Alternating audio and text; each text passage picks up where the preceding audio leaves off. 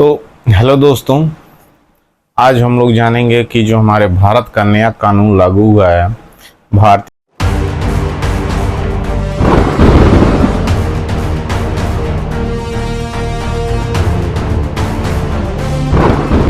नागरिक सुरक्षा संहिता 2023, इसकी जो धारा 170 है ये क्या कहती है, ठीक है, क्या प्रावधान करती है 170, इसी के बारे में आज हम लोग चर्चा करने वाले हैं, धारा 170 के बारे में। ठीक है, तो चलिए हम लोग अपने वीडियो की तरफ बढ़ते हैं, जानकारी की तरफ बढ़ते हैं। BNSS, ठीक है, 2023 भारतीय नागरिक सुरक्षा संहिता 2023 की जो धारा है, धारा 170 क्या कहती है? धारा 170 क्या कहती है? धारा 170 कहती है संज्ञेय अपराधों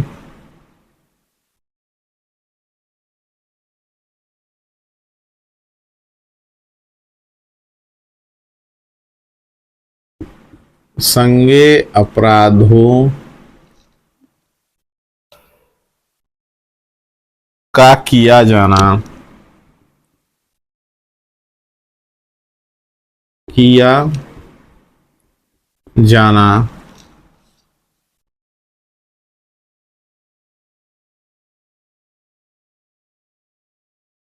रोकने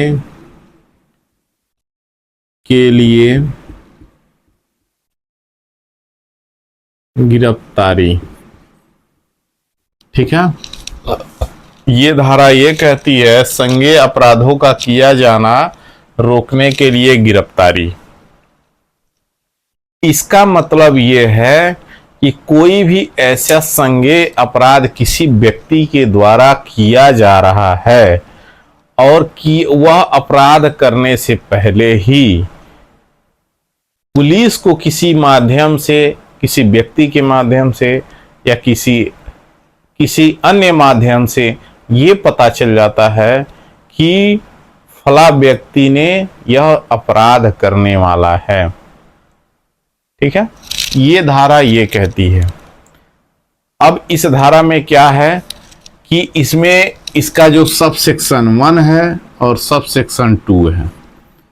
सब सेक्शन 1 क्या है, सब सेक्शन 2 क्या है, ये हम लोग देखते हैं। इसमें ये कहता है कि यह धारा संज्ञेय अपराध का मतलब यह है कि जब किसी व्यक्ति के द्वारा, मान लीजिए किसी को मारना हो, किसी का मर्डर करना हो, किसी के वहां डकैती डालना हो, चोरी करना हो, ठीक है, इस तरह के जो अपराध हैं ये संज्ञेय अपराध हैं। और इस तरह का जब अपराध करने के लिए कोई भी व्यक्ति जब एक टीम गठित करता है या किसी अन्य से चर्चा करता है और चर्चा करते समय कोई अन्य व्यक्ति ने सुन लेता है और वह पुलिस को बता देता है या किसी अन्य माध्यम से पुलिस को पता चल जाती है, तो वह क्या करता है, ऐसे व्यक्ति को गिरफ्तार करता है। अब गिरफ्तार कैसे करता है कि अगर कोई भी व्यक्ति है, अगर कोई ऐसा अपराध करता है, कोई किसी को मर्डर करना चाहता है, किसी को जान से मारने की कोशिश करता है या किसी के वहाँ डकैती करने की प्लान बना रहा है, चोरी करने का प्लान बना रहा है, ऐसा कोई मामला है, ऐसा कोई संज्ञेय अपराध है, वह करने की कोशिश कर रहा है और जब पुलिस को यह पता चलती है, ठीक है, तो पुलिस बिना मजिस्ट्रेट के बिना आदेश के बिना, मजिस्ट्रेट के आदेश के बिना और वारंट के बिना,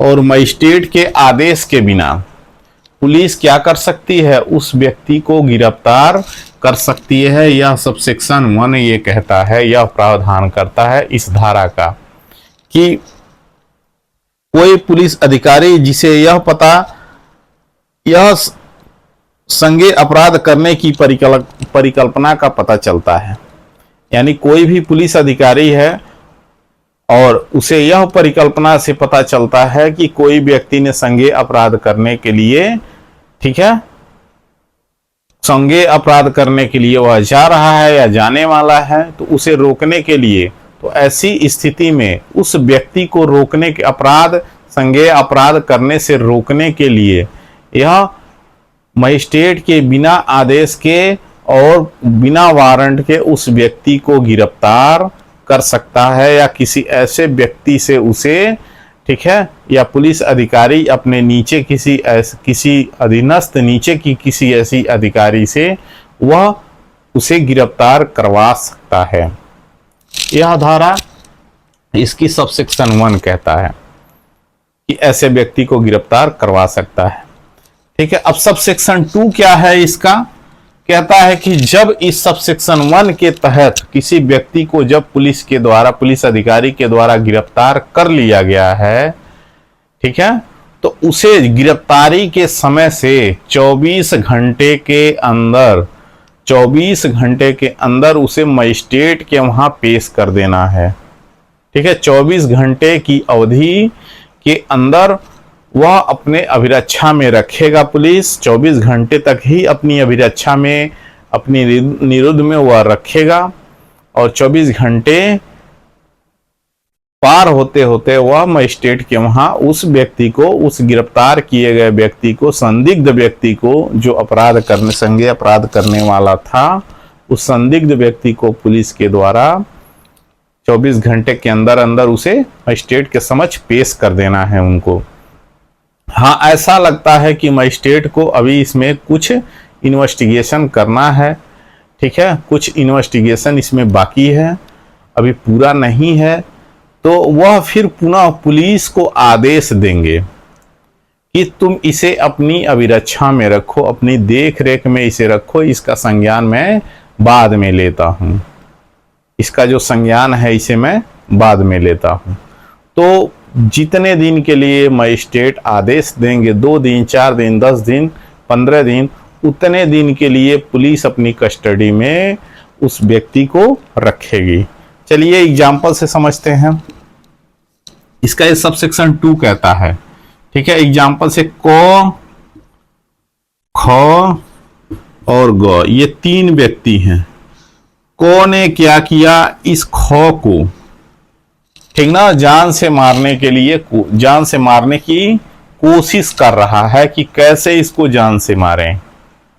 ठीक, तो अभी ये प्लान बना ही रहा था जान से मारने के लिए, इसमें 2-4 लोगों के साथ प्लान बना ही रहा था। तब तक गौ ने जो है कहीं से इसे पता चल गया, कहीं से इसे पता चल गया, और गौ ने क्या किया, तुरंत पुलिस थाने पे सूचना दे दिया। पुलिस थाने के व्यक्ति जब अलर्ट हो गए इस को के प्रति, तो को जब ये जाता है इसका अपराध करने के लिए, इसकी जान से मारने के लिए जब जाता है, उसके पहले ही पुलिस क्या करती है, इस को गिरफ्तार कर लेती है। क्या करती है, गिरफ्तार कर लेती है, और यह अपना जान गंवाने से बच जाता है खो।